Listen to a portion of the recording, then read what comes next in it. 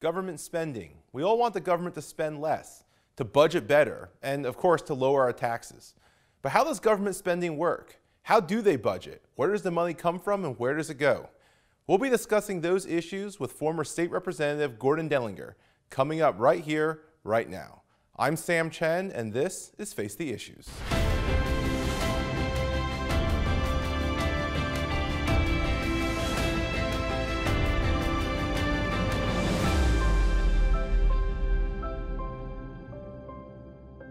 Good evening and welcome to Face the Issues. I'm your host, Sam Chen. Government spending. We all complain about it. We all believe the government spends too much. We want them to budget better and, of course, lower our taxes. But how exactly does government budgeting and spending work? Our guest this evening is more than qualified to address those issues and more. It's State Representative Gordon Denlinger, who served for 12 years in the Pennsylvania House of Representatives, where he led virtually every committee dealing with finance and government budgeting. Representative, thank you so much for being with us. Great to be with you, Sam. Let's start with the 30,000 foot level. I think you've run a number of races, and you hear every time you run, people want their taxes lowered, they want the government to budget better, they want less spending. How exactly does the government budget work? Well, that is the big question these days, and it seems to not work too well in recent times. Fair enough. That said, you know, it's a checkbook. It's money in, money out, taxation under the standard forms we know about, the personal income tax, sales taxes, property taxes, corporate or business type taxes is the money in, and then of course the range of priorities for spending is the outflow. Social welfare would be big number one, education spending number two, and then prisons number three. And then a range of other smaller items make up the outflow of tax money. Sure. And does the federal budget and the state budget, do they mimic each other? Fairly close. Of course, a lot of what the state spends is mandated from the federal down to the states. And a lot of what's spent at the federal is entitlement required spending under our entitlement programs, Social Security, Medicare, Medicaid, so forth. So some differences, some similarities, but really kind of a broken budgeting process at both levels. Sure. What is the importance of the budget? And over the years, we've heard a variety of elected officials from both parties suggest perhaps budgeting isn't necessary. For years, the federal government didn't have a budget that would pass. Certain senators, including our own Senator Pat Toomey in Pennsylvania, Senator Rand Paul from Kentucky, would propose budgets every year, but they wouldn't vote on them. Not those senators in particular, but the Senate would never bring them up for a vote. And some suggested during that time that maybe we don't need to budget anymore in the government. What's your take on that? You know, I believe we absolutely do need to budget, that it's a discipline, that it's a point of accountability for the people to see, here's the priorities of our government, and it's the roadmap. You know, every you know, family, business, other entities, they have the roadmap, the plan. Every year you go through the drill, you lay out the plan, and then you see how it goes. You know, usually runs a little up or down, but I think we need the discipline, not only in families and in businesses, but in government of doing the annualized budget. So I do think we need to get back on track with that. Back on track. And the other term that I hear thrown around a lot is a balanced budget. And it sounds nice. Everybody, they campaign on it, right? We're going to balance the budget in Harrisburg. We're going to balance the budget in Washington, in Trenton, Columbus, wherever you might be. What would a balanced budget look like? And is this more than just a talking point?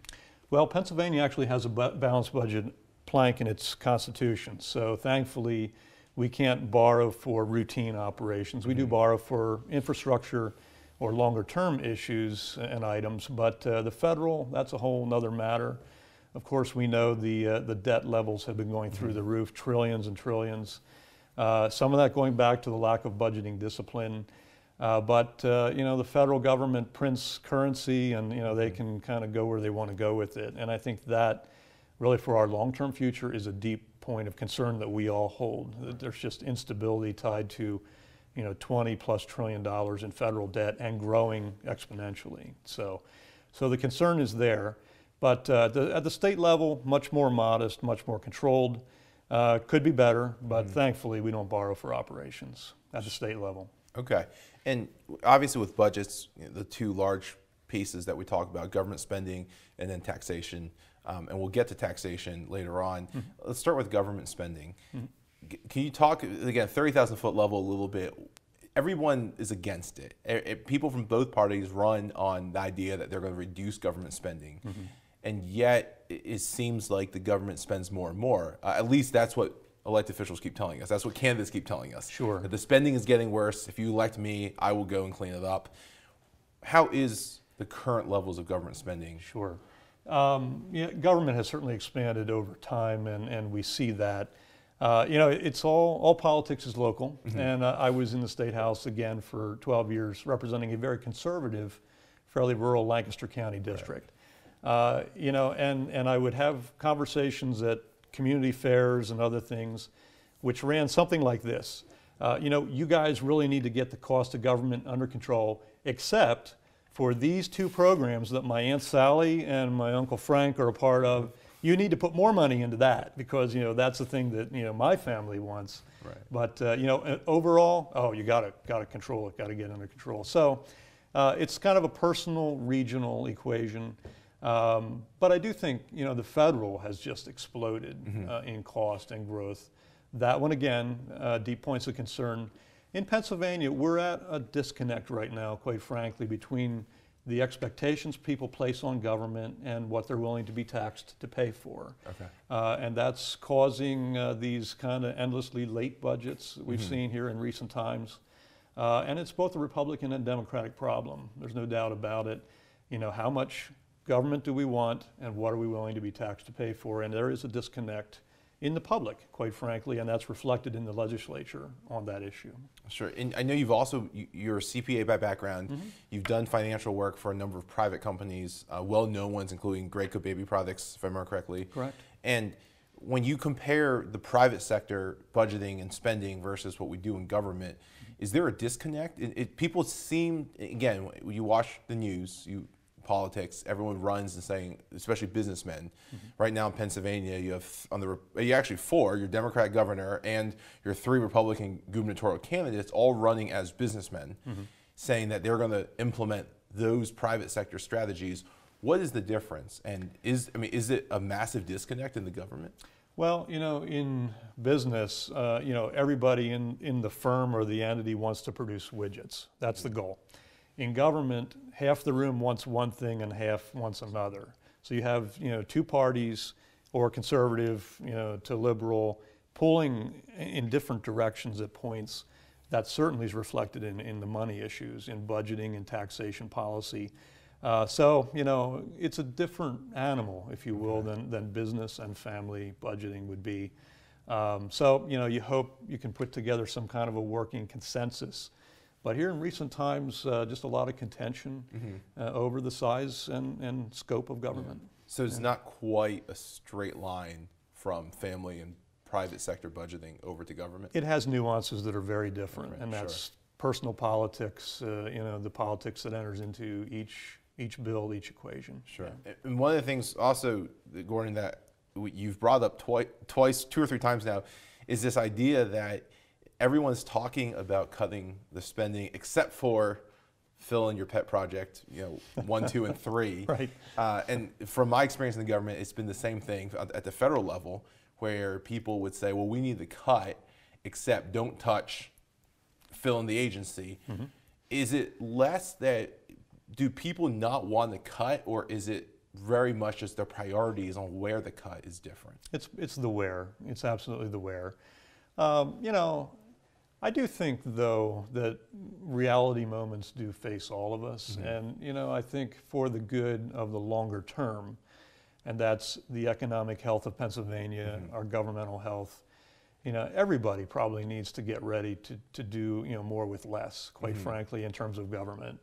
We can't continue to spend beyond what we're taxed at. We've been doing that and using up, savings accounts and surpluses here in recent years.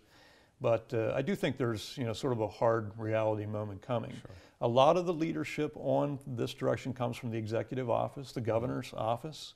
We're in a campaign season right now. Right. So, each vision will be put out for each of the candidates, and ultimately we, the people, will make a selection and that selection will drive the future of spending and tax policy. Sure. Let's talk about that for a moment. The governor, and the same thing federally, the president usually lays out their priorities. The legislative branch will decide what they're going to put in and put out. The governor gets a chance to veto or sign off on it. Traditional checks and balances, how the country's been run for the last 200 years. Speaking specifically to Pennsylvania, our governor hasn't signed a budget since he's been in office. And yet but we still have a budget in place, correct? Right. How does that work? We do. As a governor who has two chambers, the Senate and the House, in the hands of the other party, Republicans in this case, he's taken allow it to slide into law but not put my fingerprints on it approach, kind of a lead from behind approach, which, to me doesn't speak of strong leadership, but, everybody, I guess, has culpability when budgets are late at the end of the day. You need the governor, you need the assembly to come together, and you would hope that that can happen in a timely, organized way, and that everybody accepts some ownership over the final product, that final budget that's put in place. He's not been willing to do that, and I would say that's not, again, strong leadership, but recognizing that 3, 4, 5 months after the deadline, that there has to be some budget in place. Right. He's allowed them to slide into law, just kind of in the backdoor way that can happen. So that's been his approach, and we've had multiple years of it. But again, it's the gubernatorial election year, so we'll see what the people think of that. Sure.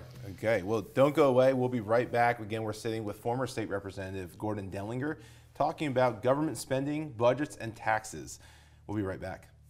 Welcome back to Face the Issues. I'm sitting with former State Representative Gordon Denlinger, who has led several committees dealing with budgets and government spending, and we're talking about exactly what happens with a government budget. So, Representative, thank you again for taking the time. Great to be here, Sam. Thank you. When we left off, we were talking about budgets, government spending, the idea that all of us talk about it, we don't like how much the government spends, and yet it's a matter of priorities, is what you were saying. The flip side of that is taxes. Yes. And you made the comment earlier that for the government to operate and to spend as much as it wants to spend, it needs to be matched, obviously, with what comes in. There's two sides to a budget.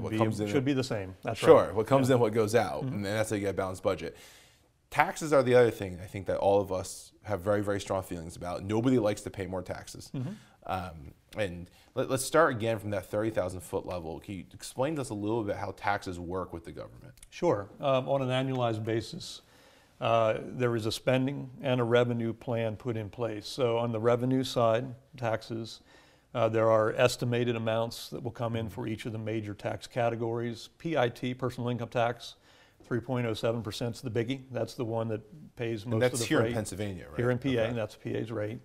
The sales tax, is known to all of us. We go to the store, we shell out the money for the sales tax. That's another component of it that originally was brought forward to fund education and is roughly the amount of the expenditure on education.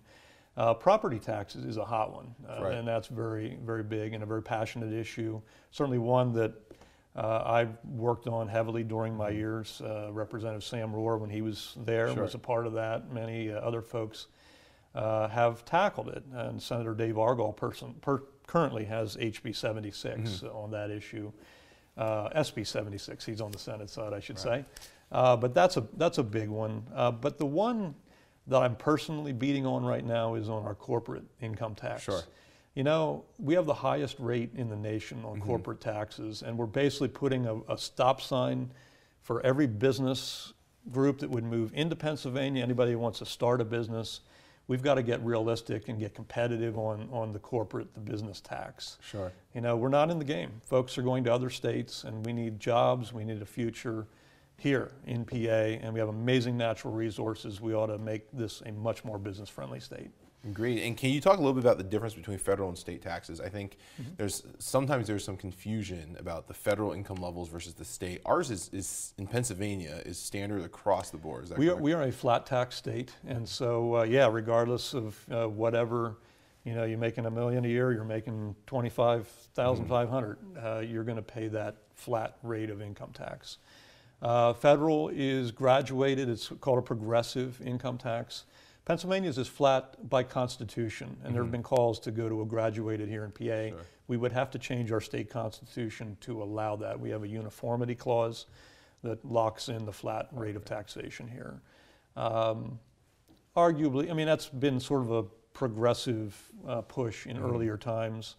I believe 1913 is when the federal government went to the graduated progressive income tax. That said, you know, I think there's arguments on both sides of that equation. I tend to think there's more economic power in the flat tax model. Steve Forbes some years ago really promoted it. But no quick change to that in Pennsylvania. It would take about 5 years to change our constitution to do a graduated income tax. And you also mentioned the idea that the corporate or the business tax may be the biggest one to tackle. Here in Pennsylvania, it's close to 10%. In New Jersey, they're almost in that same boat. Even federally, you hear a lot of people talk about how high the federal corporate tax is.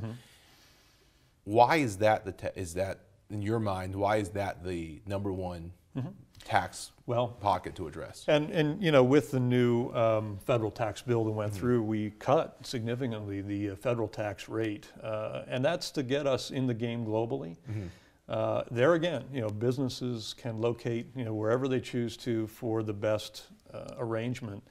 And you know, if we want America to be that destination as opposed to China, Mexico, you know, France, wherever, you name it, we need our rate to be roughly the same. We need to be in that game. Pennsylvania's business taxes, again, highest in the nation. If we want to be in the game, we want to be generating economic growth for, you know, our young working families, for folks that are here, then time to get realistic and be competitive with the other states. And we are not in that game at this point. That's not one, I mean, that's one that I hear a lot of business leaders talk about, I hear a lot of elected officials talk about. That is not one I hear a lot of individuals talk about. Generally, you hear about either the income tax is too high or the property tax is too high.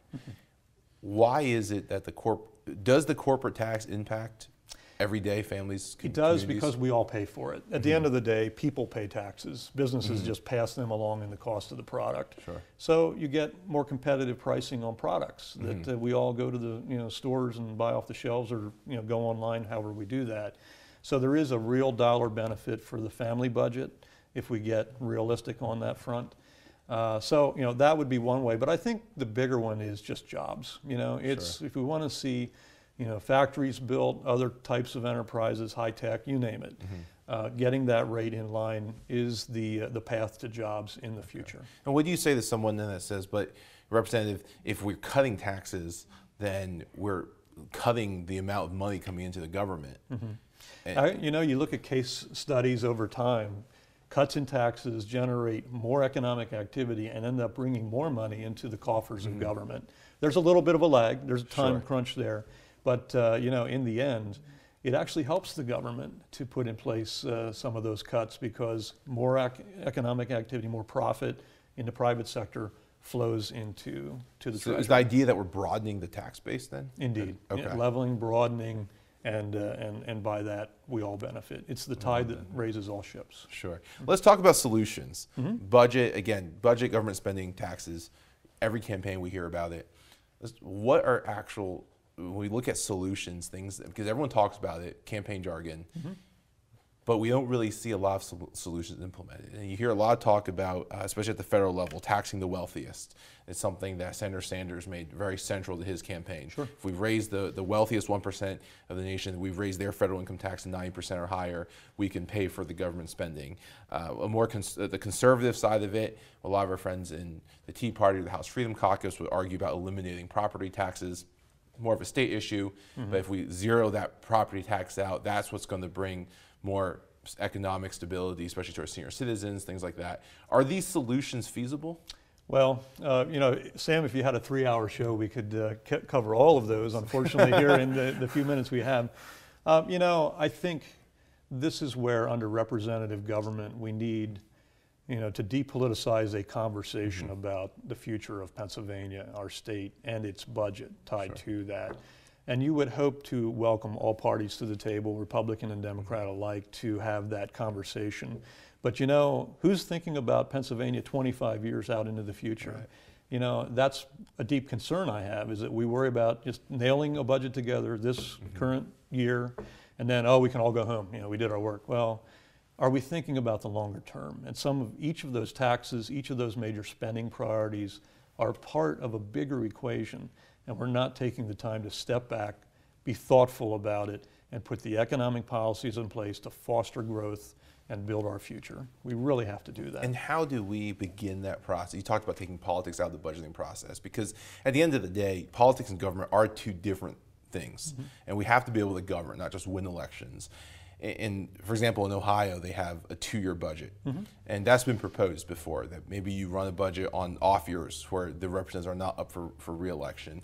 Are there any ideas, whether it's that or something else, that you think at least begins this process of starting to take, and we'll never get all the politics out, but starting to take the politics out of that budget process? Well, longer terms are suggested to kind of give a little bit more breathing room, a little bit more window. You know, that's a debate. Then it's accountability, you know, before the voters and what their rep or senator did versus a little bit of breathing room. I do think some breathing room is needed. You know, we're so, you know, 24-hour news cycle in society today, so driven. You know, current quarter results, does anybody take that step back? And I think we have to have more of that. You know, I do think we're coming to a time, though, when everybody recognizes we can't keep going the way we're going. So I think there's an openness to dialogue for reform, for change, maybe like we haven't had in a generation.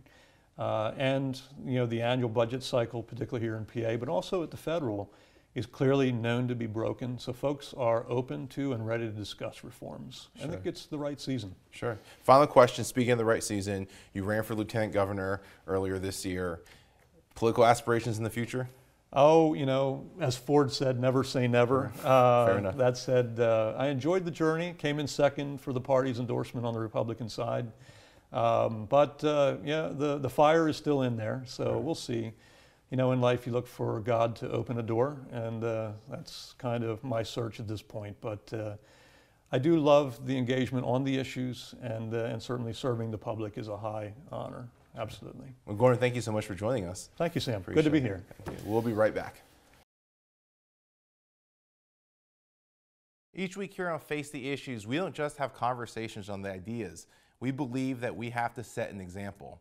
And that's why we have this segment called Hometown Heroes. I could not be more excited to introduce you to this week's Hometown Hero. Take a look.